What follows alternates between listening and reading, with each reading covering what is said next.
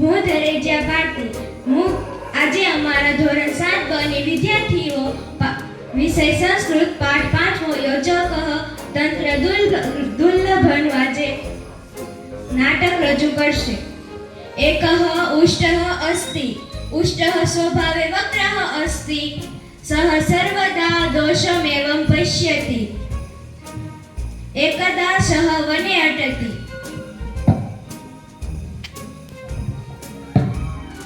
मार्गे सह वृक्षस्य उपरि एकं शुकं पश्यति.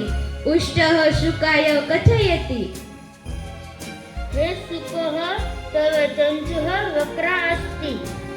शुकः लज्जामनुभवति. उष्टः हसति अग्रे चलति. मार्गे सह कुक्कुरं पश्यति. उष्टः कुक्कुराय कथयति. हे कुक्कुरस्य तव पुच्छं वक्रम् अस्ति. कुक्कुरः लज्जामनुभवति. उष्टः हसति अग्रे चलति. मार्गे बकः अस्ति. बकं दृष्ट्वा उष्टः वदति. हे बकः तव ग्रीवः वक्रम् अस्ति. मार्गे शृगालं मिलति. शृगालः पृच्छति. पृष्ठभ्रातः कथन् अस्ति. स्वास्थ्यं च समीचीनं वा. उष्टः वदति. स्वास्थ्यं समीचीनं किन्तु अन्यत् किमपि समीचीनं नास्ति. शुकस्य चञ्चुः वक्रः. कुक्कुरस्य पुच्छं वक्रं.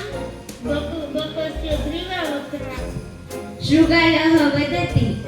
शुकस्य चञ्चुवक्रं किन्तु स मनुष्यवाणी वक्तुं शक्नोति.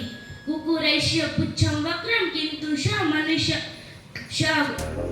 स्वामी भक्त अस्ति. बकः ग्रीवा वक्रं किन्तु तस्य एकाग्रता प्रचलिता.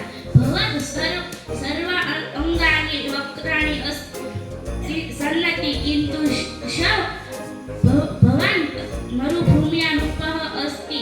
अपि च तेषु चञ्चो पुच्छं वक्राणि अस्तु प्रयोजनम् अस्ति. निर्थक नास्ति.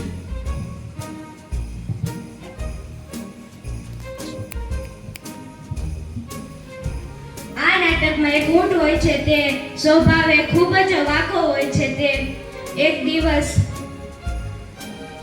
જંગલમાં ફરતો હોય છે ત્યારે તેને પોપટ મળે છે અને પોપટને કહે છે તારી ચાંચ વાકી છે. કૂતરાને કહે છે તારી પૂંછડી વાકી છે અને બગલાને કહે છે તારી ડોક વાકી છે.